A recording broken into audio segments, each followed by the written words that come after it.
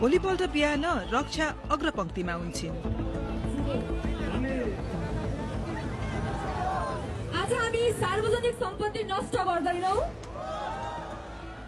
शान्तिपूर्ण तरिकाले आवाज उठाउँछौं। त्यसैले सबजना हामी रेडी छौं आजको प्रोटेस्टको लागि।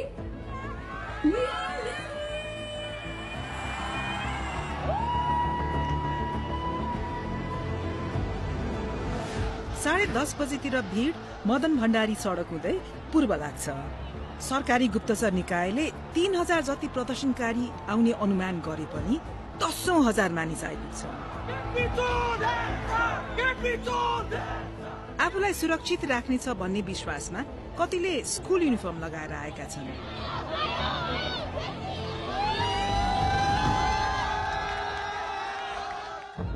प्रदर्शनकारीहरू संघीय संसद भवनतिर जाँदैछन्, तर त्यहाँ पुग्नु अघि एउटा ब्यारिकेडले बाटो छेक्छ।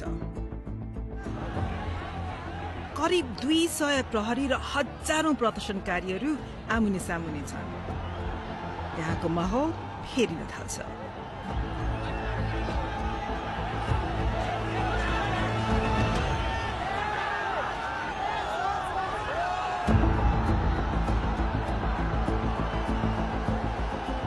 एघार बजेर 47 मिनटमा प्रदर्शनकारीको एक समूहले प्रहरी घेरा छल्ने बाटो भेटाउँछ।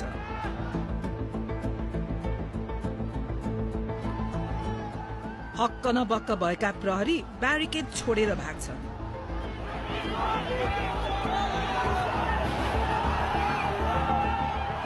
र भीड़ संघीय संसद भवनतिर हुत्तिन्छ।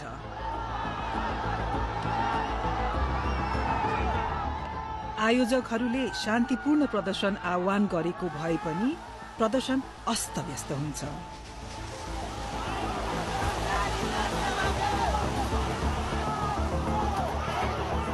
त्यसपछिको त्रासदीलाई पत्रकार तथा प्रदर्शनकारीहरूले खिचेको 4000 भन्दा धेरै भिडियो र तस्बिरले कैद गरेका छन्।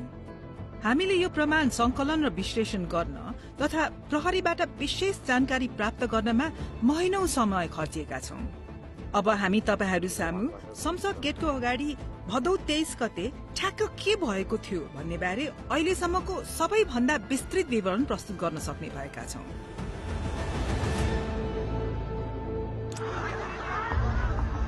11:58 प्रदर्शनकारी र हतियारधारी प्रहरीहरू आमुने सामुने हुन्छन्।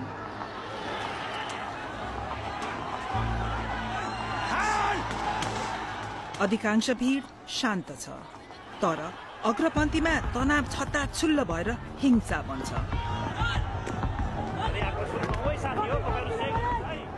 केही प्रदर्शनकारी संसदको मूल गेटको छतमाथि उक्लन्छन्।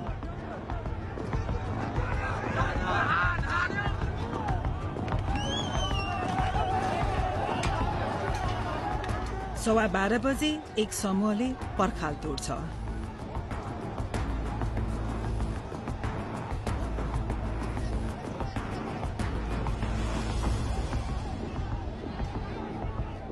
उनीहरूलाई प्रहरीले तुरुन्तै पछाडि धकेल्छन्। डिस्कर्डमा केही प्रदर्शनकारीहरू चिन्ता व्यक्त गर्न थाल्छन्।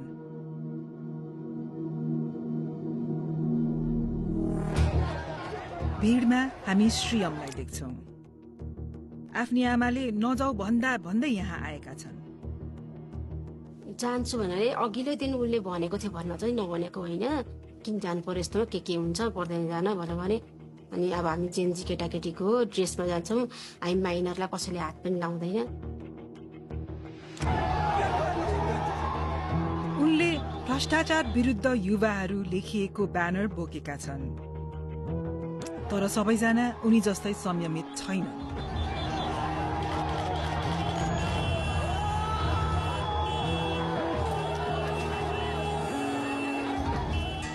12:30 कर्फ्यू घोषणा हुन्छ। अब यो भेला गैर कानूनी बन्छ। फोनमा कुरा फैलिन्छ।